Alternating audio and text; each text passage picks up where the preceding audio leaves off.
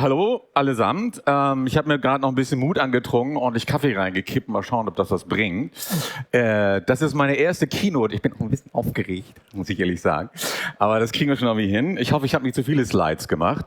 Und ja, ich bin aus Hamburg, Geschäftsführer. Aber warte mal, da gibt es sogar noch ein extra Slide für. Oh. Coole Animation, hä?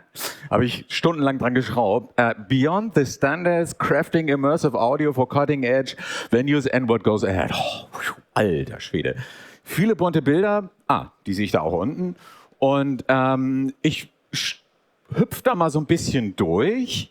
Und in Dev wird das nachher da hinten, ich zeichne es halt aber auch noch zum Schluss nochmal der Präsentation, da hinten in der LeadCon Stage, wie heißt die? Stage 2, glaube ich. Und morgen mache ich noch ein Hands-on, das hören wir binaural auch, Workshop auf der Seite auf der Gear Stage. So, also, meine erste Keynote. Ich hoffe, ich enttäusche niemanden. Ich gebe mir Mühe, das unterhaltsam und informativ zu halten. Fragen sind erlaubt. Ich bin so frech und dutzmale. Ich hoffe, alle haben damit kein Problem. Sonst bitte melden, dann fange ich an zu siezen. Das werde ich nachher da wahrscheinlich wieder vergessen, aber egal. Also, was ist Key? Key, würde ich sagen, ist erstmal, dass ihr wisst, wer redet hier zu euch? Das heißt, mein Background. Ich bin ein alter Musikproduzent. Ich wollte mal Rockstar werden, ganz am Anfang. War Gitarrist und Sänger, das hat leider nicht geklappt. Deswegen mache ich jetzt hier weiter. Und habe dann ein Studio gegründet, habe 2000 angefangen, Surround Sound zu mischen, 2008 angefangen, meine ersten 3D-Mischungen zu machen. Damals in 914. Und habe dann gemerkt, oh Gott, wir brauchen unbedingt neue Tools, weil damals habe ich noch mit Auxiliaries zu den Höhenkanälen, die Sachen mit Editing und so, bist du irre, das brauchst du 1000 Jahre. Dann habe ich angefangen, Software zu entwickeln, habe ein tolles Team gefunden, habe 2012 die Firma New Audio Technology gegründet und bin immer noch unterwegs in Immersive. Wir machen mittlerweile nicht nur Software, damit haben wir angefangen, Plugins, gibt es einen Slide nachher, sondern wir machen auch Prozessoren. Das heißt, Kisten, die on-site, also in den Venues, dafür sorgen, dass man mit den Audiosignalen, ich sage jetzt mal noch nicht Objekte, auf den gegebenen Lautsprecherkonfigurationen arbeiten kann. Okay, also was ist Key? Das ist Key. Wir reden jetzt hier tatsächlich von Audiostandards, die fernab von Dolby Atmos sind. Wir reden über Riesen-Venues, das ist natürlich Benchmark im Moment, aber gar nicht das Komplexeste. Es ist Major Scale, kann man wirklich sagen. Eigene Fotos von mir, die habe ich selber gemacht. Geht das hier? Warte mal. Nee, schade, geht nicht. Habe ich selber gemacht auf der Premiere, auf der Premiere von U2. Habe auch die Premiere von Postcards from Earth gesehen. Unfassbar. Und wir haben da wirklich mit ganz, ganz neuen Ansprüchen und auch Problemstellungen zu tun. Ein paar reiße ich hier halt an. Aber es gibt noch viel mehr unterschiedliche, ich nenne das Industrie-Applications. Sorry, meine Slides sind in Englisch, weil ich die ganz viel in verschiedenen Präsentationen benutze. Aber ich übersetze das dann jetzt im Sprechen. Also es gibt Theater, es gibt andere Installationen, wie zum Beispiel da in der Mitte, das ist der Mobility Pavilion von der Expo 20. Denn dann 21 in Dubai gewesen, Planetarien live und das ist Broadcast. Das ist vielleicht jetzt nicht ganz so viel Thema hier, aber ist auch ein immersives Thema natürlich. Und den habe ich vergessen rauszunehmen, den wollte ich ja nicht rausnehmen, den Vorhang. Ich habe es kurz angekündigt, an diesen Orten braucht man Strategien, um mit Audioobjekten nicht nur immersiv zu arbeiten. Und da komme ich gleich nochmal drauf zurück. Aber generell gibt es bei diesen Industry Applications so ein paar generelle Probleme. Eins habe ich schon angeschnitten eben, die Lautsprecherkonfigurationen sind immer fernab von 714, 914, 5.1 Stereo. Es ist immer 40 Kanäle, 50, 20 und sie hängen je nachdem, was geht. Also in so einem Dome wie der Sphere kann man schon das relativ homogen aufhängen. Ein Theater sieht ganz anders aus, kommen wir aber gleich mal drauf zurück. Und voll blöde, es ist nicht so, dass die dann alle sich auf ein größeres Format einigen. Also alle machen jetzt, also die Theater und die Domes und die Installationen machen jetzt alle in 40.4. Und die müssen alle so aufgehängt sein, wie es sein soll. Leider ist das nicht die Realität. Die Realität ist, die haben 20 Lautsprecher, die haben 40 Lautsprecher und die hängen hinten rum und die oben, die einen haben oben Layer, die anderen haben keinen. Und das heißt also auch ein großes Problem, wenn man darüber nachdenkt oder mit solchen Systemen oder auf solchen Systemen mit Live-Objekten, also Live-Quellen oder auch Playback arbeiten möchte. Interaktivität. Viele von diesen Applications haben verschiedene Arten von Interaktivität. Ein Beispiel davon zeige ich gleich. Und es ist voll bescheuert, aber wir Audioleute sind ja immer zum Schluss dran. Ne? Du wirst auf gar keinen Fall in dem Event dort mischen dürfen. Da sind immer die Videoleute zugange oder die Lichtleute oder die IT-Leute. Aber wenn du dann als Audiomensch sagst, hey, wir würden ganz gerne unseren voll Wahnsinns 3D-Sound-Mix machen, jetzt neue, ja, aber du haben dann einen Slot morgen früh zwischen 3 und 4. So, ach, okay, aha. So, also so in etwa, etwas übertrieben, ist das Problem. Man kann nicht dort mischen, das heißt, man muss sich was ausdenken. Stichwort Workflow. Wie in Herrgotts Namen, also wenn wir von Vorproduktion speziell hier sprechen, wie machen wir das? Was für Workflows benutzen wir? Müssen wir alles neu kaufen? Brauchen wir ein neues Studio? Muss das jetzt ein Dome sein? Und solche Sachen. Also das sind so Probleme, inklusive natürlich, welche Tools benutzt man da und letzten Endes in Herrgotts Namen, was für Master? Was spielen die da ab? Gibt es da ein Masterformat oder gibt es da verschiedene Masterformate? Das sind so Challenges, also Probleme, mit denen man sich da rumschlagen muss. Und hier ist das erste Beispiel, um das ein bisschen zu verdeutlichen, die Experimente in Heilbronn. Wahnsinnsding, die haben da hinten, das sieht man hier auf dem Bild nicht so schön, die haben da hinten noch so einen Dome. Das ist der Science Dome. Und der Science Dome hat 28.2. Also völlig formatfrei. Hat überhaupt nichts mit Dolby Atmos oder sowas Ähnlichem zu tun. Dann haben die in dem Dome, sieht man so ganz nett, ne? Die haben so einen Tilted Dome. Das heißt, man guckt, wenn man nach oben gucken, also bei normalen Planetarium muss man immer so sitzen und kriegt einmal Genickstarre. Und hier ist es ganz nett, dadurch, dass er tilted ist, also so ein bisschen so angewinkelt ist, guckt man, wenn man in Zenit guckt, muss man nur so gucken. Und das ist sehr angenehm.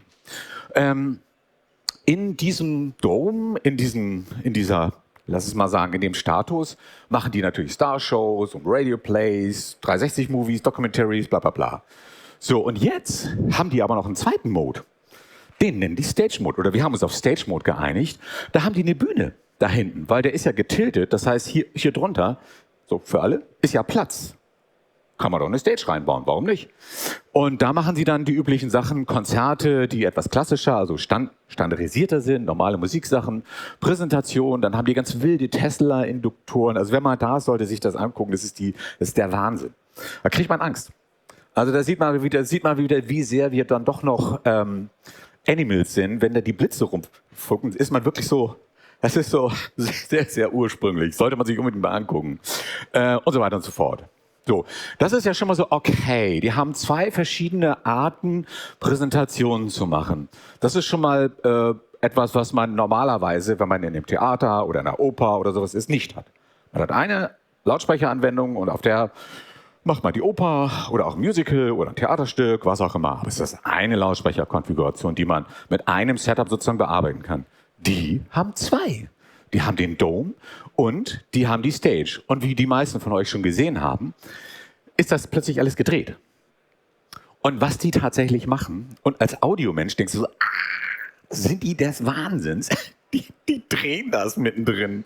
Die machen Transitions zwischendurch. Das heißt, die fangen da an, zum Beispiel, zeigen Film, da steht dann ein Sprecher vorne und das wird dann anmoderiert und dann hüpft er auf den Teller darauf, den man so ein bisschen sieht und dann drehen die ganze Audience physikalisch in den Mode oder umgekehrt in den. Und dann muss natürlich das gesamte Audio-Playback muss folgen, muss funktionieren und so nebenbei, der steht ja auch noch mit drauf, das Signal von dem muss auch noch mitwandern, interaktiv, weil die dürfen das nicht automatisiert fahren, sondern die müssen das per Hand fahren, aus Sicherheitsgründen. Das ist so ein Beispiel, wo du denkst, oh Gott, wie willst du denn damit umgehen? Also, nur um das mal zu verdeutlichen, mit was für Problematiken wir uns hier auseinandersetzen müssen oder auch wollen, wenn wir für solche Installationen oder solche Applications, so habe ich es vorhin genannt, für solche Venues produzieren möchte oder in den Venues produzieren möchte. Zweites Beispiel, The Sphere. Fetter Klotz, dickes Ding, ich habe es ja vorhin schon mal gezeigt. Da hat man dann plötzlich Live-Musik. Okay, das heißt, man hat Live-Musik. Ich weiß gar nicht, habe ich noch einen Slide dahinter? Muss ich mal gerade kurz gucken. Genau. Und hier hat man plötzlich völlig neue Probleme, die man von Live kennt. Nämlich das eine Problem ist Delays. So von wegen Surround und Immersive und Gitarre hier, Gesang in die Mitte meinetwegen und irgendwie da hinten noch ein paar Effekte. Solange das nicht Groove sind, im Groove sein muss, kann man das machen. Sobald das eine Gitarre ist, irgendwas, was im Rhythmus mit drin ist, kann man das aus der Front nicht mehr rausbewegen. Weil man solche Laufzeiten hat, also gerade bei so einer Venue wie dieser hier, aber auch bei anderen Open-Air-Konzerten zum Beispiel oder großen Stadien oder Hallen, hat man das Problem, dass man mit den Lautsprechern, so sie denn da hinten sind, in diesem Fall sind da welche hinten und sind auch welche oben, soweit ich weiß, damit kann man nichts machen. Das heißt, man muss sich mit diesem Problem irgendwie auseinandersetzen. Was kann ich tun? Was gibt die Venue her? Und was würde ich gerne tun? Geht aber nicht, weil das einfach die Physik dann einen Strich durch die Rechnung hat. By the way, die Fotos sind alle, also habe ich vorhin schon gesagt, die Fotos habe ich selber gemacht. Und ja, also nochmal so ein extra Ding, was irgendwie anders ist als normal. Und dann hat man, das habe ich ja vorhin schon so ein bisschen angeschnitten, hat man hier natürlich den normalen Workflow. Man hat Instrumente, Musiker auf der Bühne, man hat seine Mixing-Konsole, wo die Kanäle alle einzeln anliegen, die man dann prozessiert und mischt und so weiter. So, und wie zur Hölle bringt man das jetzt auf den Dom, dass das entsprechend abgespielt wird?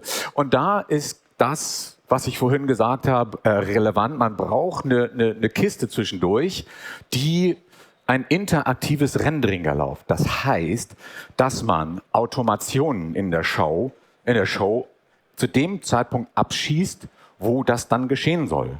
Also Edge spielt sein Solo, heute mal 5 Minuten früher als gestern. Da musst du irgendwo auf Q-Play sozusagen drücken und dann muss die Automation losfahren. Solche Geschichten sind in diesem Fall Interaktivität. Normalerweise in der Live-Show fasst man ein Objekt nicht dynamisch an und arbeitet dann damit, sondern das will man meistens vorproduziert haben, weil man eigentlich andere Sachen zu tun hat. Es ist okay, mal kurz los zu sagen, aber es ist nicht okay, so das ganze Mischpult ist offen, irgendwas fiebt und dann macht keiner. Keiner Zeit für, weil dann vergisst du die ganze Geschichte dort. Ne? Verschiedene Hersteller haben Rendering-Tools. Wir haben eins. Es gibt Elisa von L-Acoustic, es gibt Soundscape von D&B, es gibt Fletcher Machine von Adamson, es gibt von Core Audio, das nennen die nicht Core Audio, Coda, das heißt Space. Es gibt noch ein oder zwei, die ich vergessen habe gerade. Solche Maschinen werden benutzt, um das, was man an Interaktivität dort hat, gegebenenfalls auch die Delay-Geschichten zu managen. Und das ist wiederum nochmal eine extra Anwendung, weil das ist live. Man kann hier nichts vorproduzieren, außer die Automation zum Beispiel. Genau, mal kurz gucken. Wichtige Frage. Ich habe sie schon angeschnitten. Wie in Herrgotts Namen soll man denn dafür jetzt mischen? Für sowas, also sagen wir mal in der Vorproduktion. Und die gute Nachricht ist, das ist zumindest meine Erfahrung und auch meine Empfehlung. Sorry, dass ich auch immer wieder hochgucke. Ich sagte ja vorhin, ich mache so viele Slides, ich vergesse auch immer mal wieder so, welcher kam jetzt noch? Und ich muss mich dann sozusagen selber so ein bisschen an den roten Faden dann hier halten. An 7.14 Dolby Atmos Studio oder 5.14, 7.14, sowas ähnliches oder eine entsprechende Binauralisierung ist etwas, womit man Automation, Positionierung prima machen kann. Und man kann damit schon eine ganze Menge erreichen, ohne, wie ich ja vorhin sagte, vor Ort mischen zu können. Und wichtig ist auch, wenn man denn solche Sachen machen will, also da arbeiten will oder dafür arbeiten will, Dinge, die man oder wir uns vergegenwärtigen müssen, ist, Eigentlich möchte niemand eine neue Software kaufen oder gar ein neues Studio bauen. Ich habe es vorhin schon kurz gesagt. Das heißt, es wäre schon gut, wenn der Workflow, den man dafür hat, in dem Environment, das man selber hat, zum Produzieren schon funktioniert. Oder man möglichst wenig investieren muss. Wichtig ist dann natürlich auch, hat man denn ein entsprechendes Studio oder macht es binaural, dass man die entsprechenden Formate, dass die unterstützt werden. Wie gesagt, es geht weit über Dolby Atmos hinaus. Damit kann man anfangen zu mischen in so einem Format, aber damit kommt man on-site nicht weiter. Dann muss man natürlich das, was man gemischt hat, ich sagte es vorhin schon kurz, vor Ort dann nochmal checken. Das heißt, man muss aus seinem Workflow relativ schnell die Gelegenheit haben, das, was man zu seinem Dolby Atmos Lautsprecher im Studio oder binaural ausgespielt hat, vor Ort mal eben kurz anzuschließen an die 40 Lautsprecher. Es muss möglich sein, oder es sollte möglich sein, ist so eine Erfahrung, die wir gemacht haben mittlerweile, dass man auch im Team arbeiten kann. Das heißt, dass wenn einer einen Workflow sich gebastelt hat, der wahnsinnig cool ist und den er ganz toll findet, aber der Kollege in Amerika soll die Musik schicken, dann muss es möglich sein, dass man das zusammenbringt. Und wenn man sich einen total fremden Workflow ausgedacht hat, wo der sagt, ja, sorry, das passt irgendwie alles nicht, was ich da schicke, das ist ein Problem. Das heißt, Teamwork muss auch mit bedacht werden, muss man drüber nachdenken. Und natürlich hilfreich, wenn man die Interaktivität, von der ich vorhin gesprochen habe, vor Ort hat, dass man sie auch überprüft. So, wie funktioniert denn die Transition jetzt, wenn man vom Stage-Mode zum Dome-Mode sozusagen zum Beispiel wechselt? Funktioniert das oder müssen wir da was anpassen? Müssen wir in den Layern vielleicht was verändern, weil die Übertragung mit der gegebenen Lautsprecherkonfiguration nicht funktioniert? Auch total wichtig, dass man sowas im Kopf hat. Ich habe so viele Vorhänge da drin, die habe ich alle gar nicht gesehen beim Ausprobieren. Wir haben dafür ein Tool gebaut, ich habe es vorhin gesagt, dass mich das wahnsinnig gemacht hat damals, dass ich nicht mischen kann auf irgendein Lautsprecherformat, dass ich es nicht in meiner DAW machen kann, sondern eventuell mir ein extra Mischpult dafür kaufen muss. Das war 2008 und 2009. Und das ist auch nochmal, und damit hat man die Möglichkeit, das zu machen. Es gibt andere Tools, es gibt andere Wege, das mit seiner Audio Workstation, mit einer entsprechenden Software dran, wie ein Spud Revolution oder es gibt von Elisa, das ist gerade abgehauen, gibt es auch eine Softwareversion, womit man arbeiten kann. Und hier ist es halt so, man kann in jedem Format arbeiten, man kann es in der Audio Workstation machen, man kann mit Lautsprechern binaural arbeiten. Und Export, ich muss mal kurz gucken, wie das mit meinen Slides ist hier. Genau, Export. Also, sagen wir mal, wir haben jetzt in unserem Studio oder binaural eine Wahnsinnsmischung gemacht und wir haben die auch gecheckt, on-site. Super cool. Wir kriegen nochmal extra Kohle, weil es so geil geworden ist. Ja, aber wie wird denn das on-site abgespielt? Ist da eine Audio-Workstation? Ist da ein Renderer? Von wem ist der Renderer? Welche Formate kann der? Welche Format kann der Ambisonics rendern? Kann der Object-Based rendern? Wenn er Object-Based rendern kann, welches Object-Based-Format kann er rendern? Auch eine Sache, die es zu bedenken gibt. Und da kommt das ins Spiel, was ich vorhin auch schon ein- oder zweimal angedeutet habe. Es ist natürlich sehr, sehr abhängig davon. Erstens, was hat man on-site?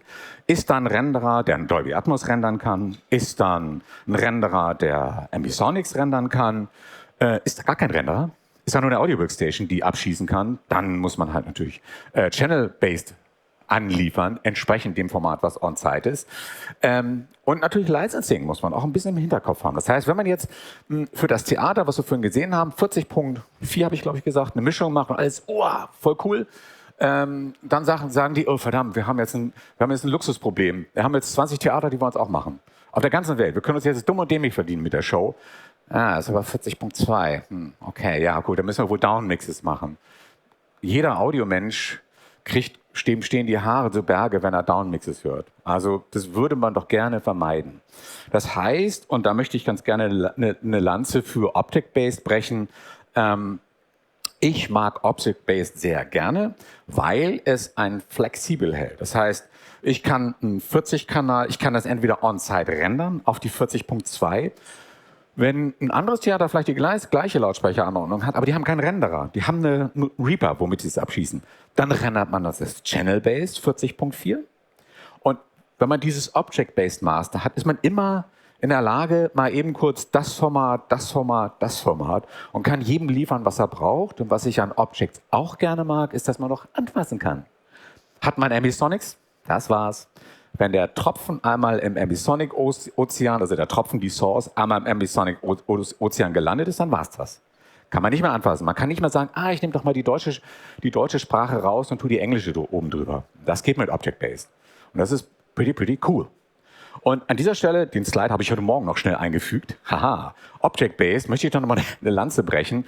Oder nicht eine Lanze brechen, aber etwas thematisieren. Object-Based wird immer wieder gerne mal als, ja, das kann ja nichts werden, das wird von einem Renderer gemacht und das ist irgendwie mehr so Game-Kram. Aber mal so ganz unter uns. In den Zeiten, wo wir Riesenmischpulte hatten mit ganz vielen großen Knöpfen, wo die Amps geglüht haben, wo das ganze Outboard-Equipment geglüht hat, die Röhren geglüht haben, da hatten wir auch den Pan-Regler für Stereo. Das ist ein Object-Based Panning. Da ist es nur links, rechts. Ist ein Object-Based Rendering, nur in Realtime. Oder wenn man es automatisiert, dann ist es halt ein Object-Based Panning mit einer Automation, in einer Audio-Workstation.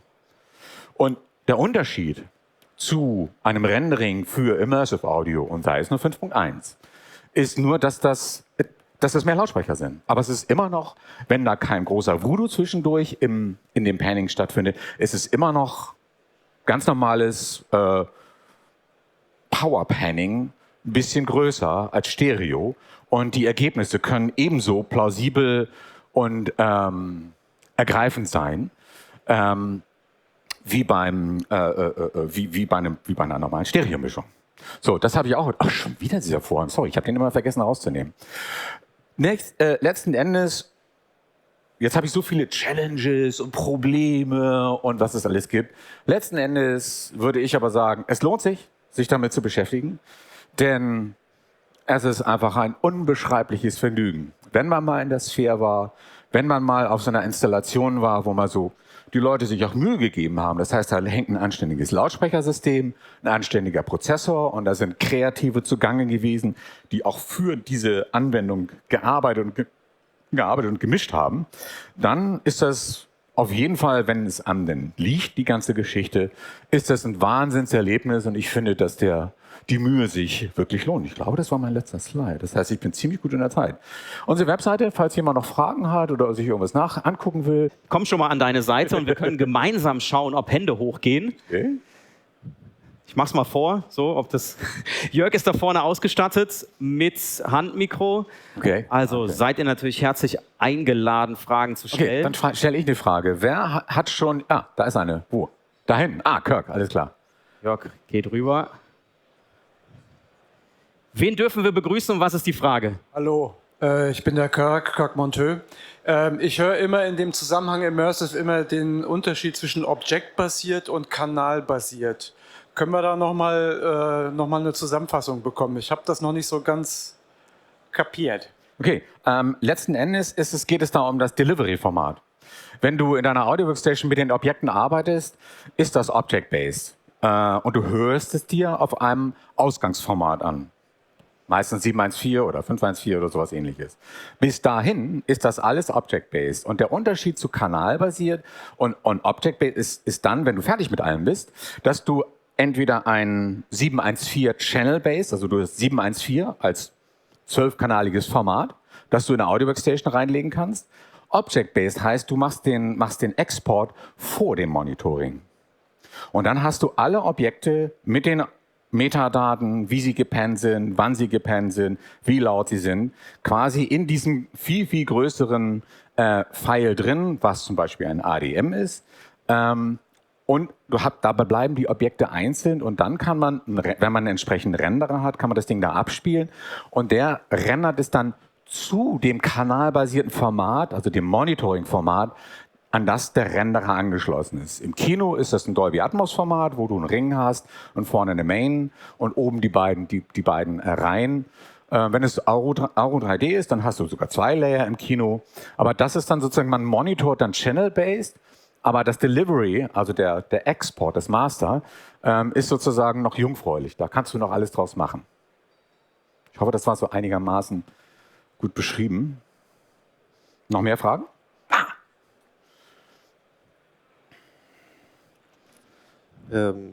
Ich bin Dennis. Du hattest erzählt vom Sphere mit Delay, dass das natürlich ein Problem ist. Und ich hatte mich damit auch schon beschäftigt. Und es ist ja auch ein Problem für die MusikerInnen, Oh ja. weil da ist ja auch ein Delay vom Rendering mit drin. Ja. Kannst du da vielleicht noch mal ein bisschen was zu erzählen? Tatsächlich nicht so viel, weil ich nicht involviert bin in der ganzen Geschichte, was sie da an Produktionen unten machen. Aber es ist auf jeden Fall, es ist so, das Ding ist ja riesig und das Hauptlautsprechersystem ist das sogenannte Proscenium Array. Das hat Eric Hockman mal auf einer AES-Präsentation mal alles gezeigt. Und das hängt über denen. Und das strahlt auch über die hinweg. Das heißt, von der Main-PA hören die gar nicht so viel. Und die hören hauptsächlich ein Monitoring unten, was mit extra Filz gemacht wird und was natürlich in Time ist. Und dann müssen die relativ sicher, aber das kann man gar nicht so genau sehen, weil die so klein sind vorne, müssen die sicherlich Audio und Video, das ist eine riesen Videoprojektion, sobald die Musiker zu sehen sind, müssen die das natürlich zusammenbringen, dass es irgendwie in Time ist. Dann sind die mit Sicherheit denen unten ein bisschen hinterher. Aber ich habe mal darauf geachtet, die sind kaum hinterher. Also es ist nicht, sondern es ist tatsächlich, es geht wirklich schnell. Also es sind sehr schnelle Maschine dahinter, was das Audio angeht und was die LEDs angeht. Eine Frage dürfen wir noch? Ja. Eine Frage dürfen wir noch? Na? Okay, alles klar. Vielen Dank. Bleibt hier. Jetzt kommt das Panel. Danke. Danke, Tom Ammermann.